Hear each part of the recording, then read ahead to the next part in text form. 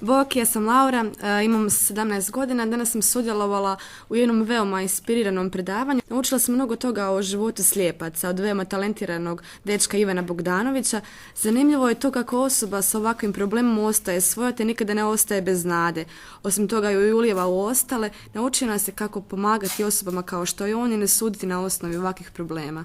Bok, ja sam Toni, dolazim iz Vrgorca, imam 18 godina. Također sam naučio od njega, bez obzira koliko mi poteškoća imali u životu i koliko teško bilo, da uz dobru volju i veliku količinu optimizma je to sve lako prijeći uz dobre osobe uz sebe.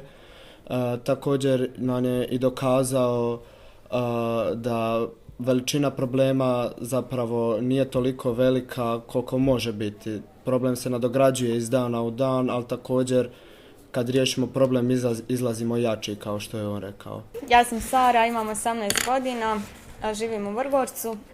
Nama su već prije rekli da ćemo imati slijepog gosta i reakcije su bile dosta različite. Moja očekivanja se nisu podudarala s onime što sam danas doživjela.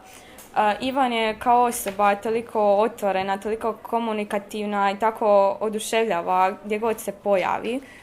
Znači, za njega u životu nema prepreka, on ju i hrabro, spremno ide naprijed i stvarno je inspiracija nama svima. Kad je ušao, bilo je dakle malo neugodno jer prvi put ima susret sa osobom s invaliditetom, a on je dakle slijepac. Nakon toga sam se opustila i shvatila da jednostavno je ta osoba puna optimizma koju širi na druge. Jednostavno kad se ona smije, ulije nadu bolje sutra. I onda na kraju shvatiš da tvoji problemi zapravo i nisu toliko teški, jer je on jednostavno se rješava svojih, iako ima dakle tu poteškoću sa očima, odnosno vidom.